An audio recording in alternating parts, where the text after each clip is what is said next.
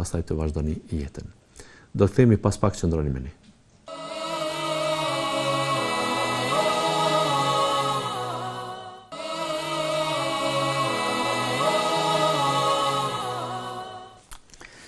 Rikthehemi për të vazhduar me rrjedhën e emisionit. Kem një pyetje, respektivisht një problem tjetër, thotë jam në kontakt me një djalë që 3 javë, pra duke të pyet se është, duke të jetë djalë i mirë, i sjellshëm, duke të jetë fetar dhe se më thotë kam qëllime serioze dhe të mira. Unë jam i gatshëm që të dal me prindin tënd të bisedoj.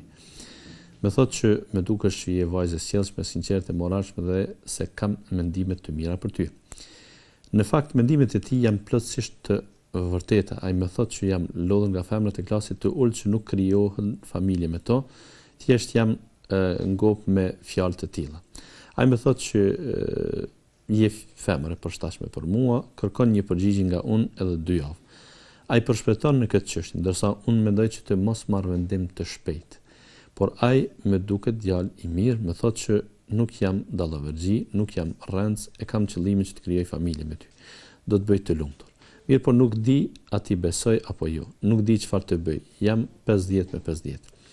Njëherë mendoj kështu që është djalë i mirë e i sinqert, i fejes, që ja ka frikën Allahut dhe se ka qëllime serioze për mua. Por prap me sillet ai mendimi se mos është vetëm taktik e tij, apo mos është gënjeshtar, apo nuk e di.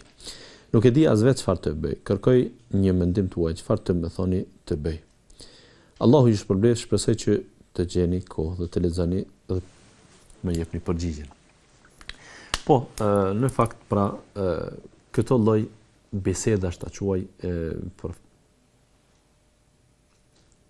realitetin kosovar janë të njohshme. Pra meshkujt dhe femrat sikur këto çështje tashmë i kryen vetë në rrugë ta quaj. Në të kaluarën ishte gjithçka në mënyrë tjetër që rregulloi sa i përket lidhjes, krijimit të raporteve, krijimit të miqësive, siç është quajtur, kur një mashkull zakonisht ka dërguar shkuesit, mësitët tek familja e vajzës dhe kanë kërkuar dorën e saj. Kësaj ata pra janë munduar që të bëjnë atë që është e ndershme, e moralshme, që të mos ndalet vajza në rrugë, që të mos keq përdoret dalja e saj në rrugë eventualisht e gjëra të tjera. Ne kemi pasur në një periudhë ndërmjet këtyre 2 etapave të sotmes që mund t'i themi se është shtur nga këto rregulla që kanë ekzistuar, dhe një kaluarës që ka qenë jashtëzakonisht e mbyllur dhe konservative sa i përket kësaj çështje. Në mesin e këtyre 2 etapave kemi pas situata kur femrat pra kanë pasur shumë përcjellje, mund të themi edhe shumë cenzurë sa i përket daljes së tyre, sidomos daljes së panevojshme. Shkollimi pastaj ka qenë handikepi kryesor. Shumë prind janë munduar që femrat të mos i lënë të shkollohen sepse mashtrohen. Del dikush në rrugë, nuk ka siguri të plot për to e gjëra të ngjashme. Dhe në të kaluarën kështu ka qenë. Shtrohet pyetja, a ka qenë primitivizëm ai mendim ashtu apo diçka tjetër? Jo, gjeneratat e mëhershme e kanë konsideruar se morali është mbi të gjitha. Nuk kanë vendosur asnjë interes mbi morale. Nuk kanë menduar diçka që është më e nevojshme të ruhet se sa morali.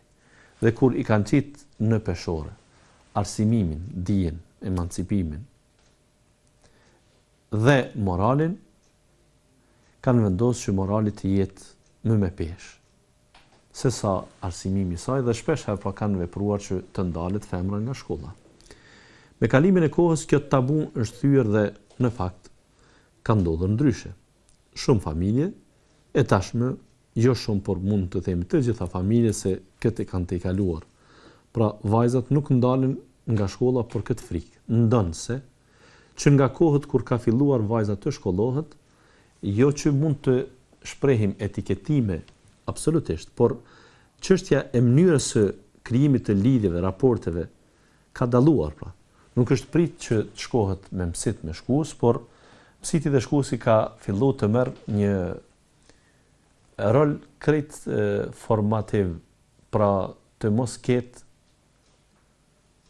absolutisht atë rolin e dikurshëm që të jetë një ndërmjetësues i një mend i vërtet, por ai do të jetë në këtë rast vetëm një person i cili në një mënyrë i zyrtarizon ato lidhje që kanë përfunduar më herët.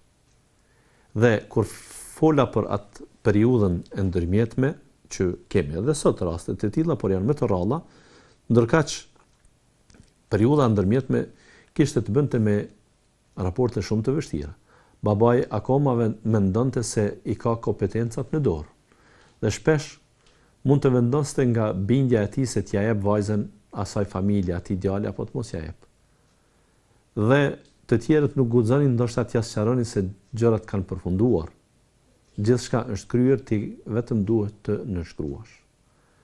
Pra thjesht roli i tij nuk kuptohej qartë se ai ishte vendimmarrës apo shtyjes i një veprimi që ka ndodhur tashmë. Kështu që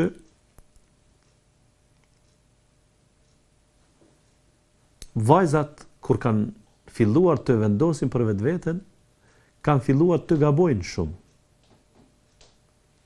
E Allahu xhalla xhelaluhu nuk dëshiron këtë mënyrë të martesës, të lidhjes, të fejesës, që të ketë një vajzë me një djalë.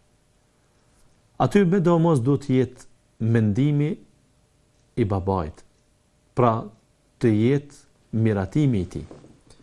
Vajza mund të kërkohet nga djali, por pse kjo të bëhet direkt? Natyrisht se ne nuk thrasim dhe nuk thret Islami që ata të mos shihen, të mos njihen. Por kjo nuk kupton që për të njohur mirë ata duhet qëndruar, do të ndajtur disa muaj e vite që ta njohin mirë karakterin e njërit dhe tjetrit. Femra dhe martesa në përgjithësimet nuk është lojë. Nuk mund të thuhet se unë bashkëjetoj me dikë një vit dhe pastaj e kuptoj se kjo nuk bën për mua. Si duhet të rregullohet kjo çështje? Kjo çështje rregullohet shumë lehtë dhe thjesht. A është djali besnik i sinqert? Apo është dallavergji dhe rëndë? Sigurisht se askush vetes nuk i thot se është ashtu i keq. Por dhe të mirët, nëse janë vërtet të mirë, hezitojnë ta thonë këtë. Janë dëshmitë të tjerëve, janë dëshmitë të afërmëve, janë dëshmitë e atyre që i njohin mirë, si nga ana e djalit, ashtu nga ana e vajzës.